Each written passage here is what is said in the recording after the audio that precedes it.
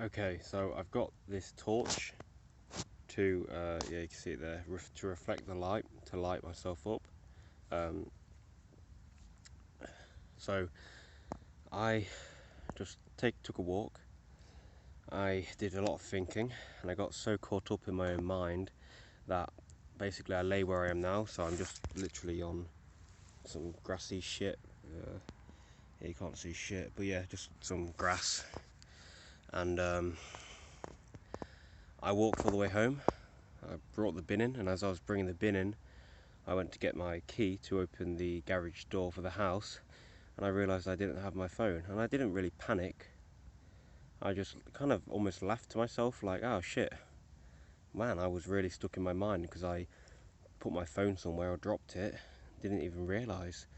And I just kind of sprant back here and found my phone, and I was pretty panicky at the moment because I was thinking about how inconvenient it would be to lose like credentials for the trading apps and shutting down different apps and getting a new phone number, and then if somebody found it, having to like get in contact with them, or them get in contact with me, maybe if they bribed me, and they blackmailed me saying, oh yeah, I'll give you your phone back if you pay me. Anyway, I came back and I found it. Yeah, I'd lose memories, and I'd lose this recording that I made when I was on the walk. I don't know, I just guess I wanted to update because I was like, that's insane. I managed to just put my phone down on the floor or drop it, get up and then walk, I don't know, 10 minutes home without realising I'd left my phone somewhere. Quite hilarious. Anyway,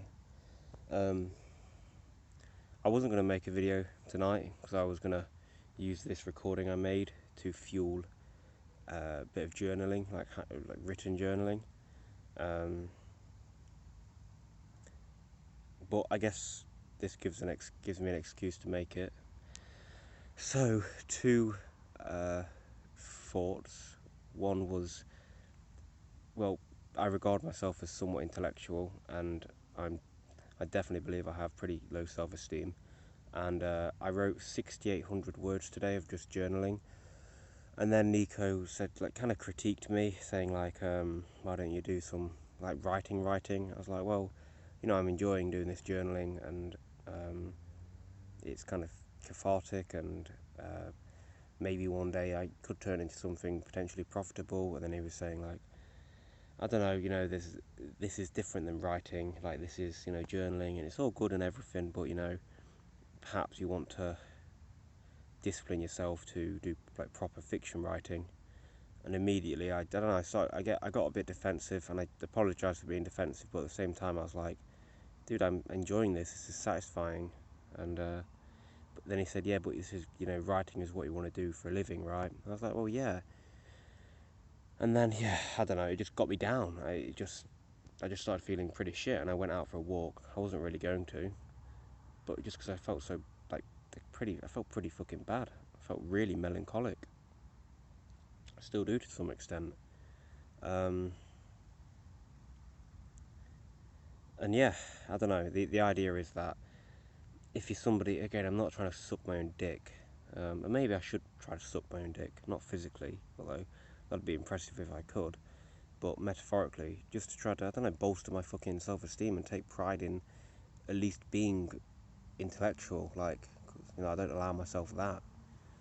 But yeah, let's say I'm intellectual and I am low self-esteem. Well, when people critique you, especially people you admire, then I just take their words as gospel, and I find no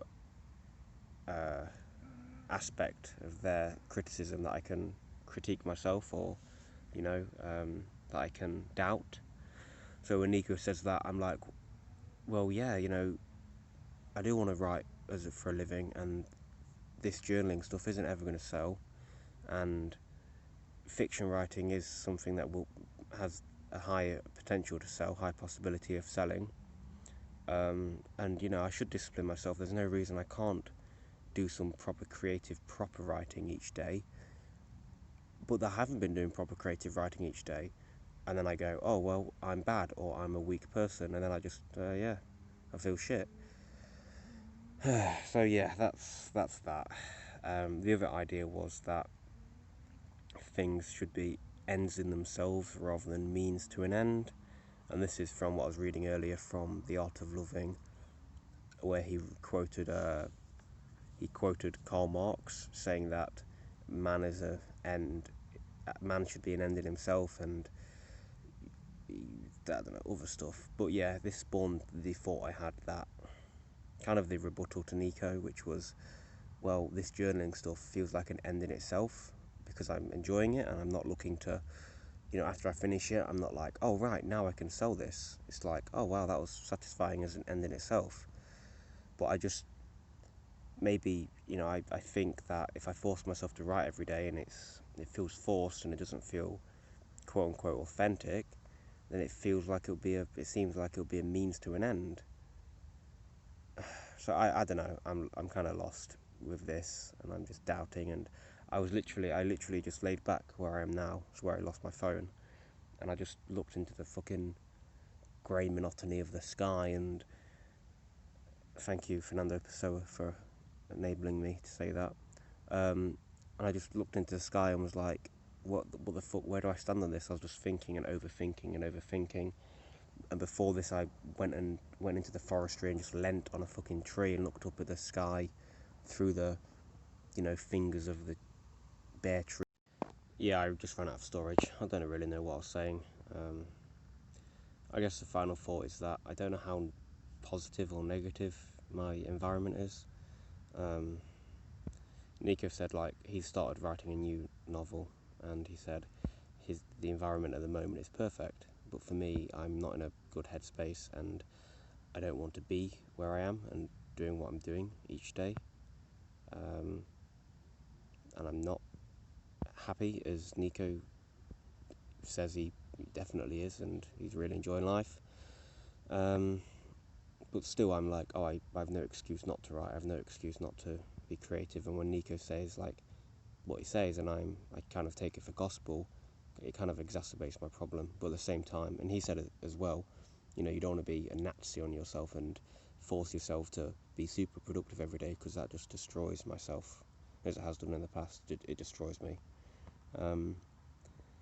But at the same time, I don't know how negative Nico is actually being, because I think there are subtle things which do affect you, where he says like, oh, you're doing your gay meditation shit, or you're doing your yoga, or I don't know. Yesterday I was cooking something, and he says something like, who'd want to eat that, or that smells like shit.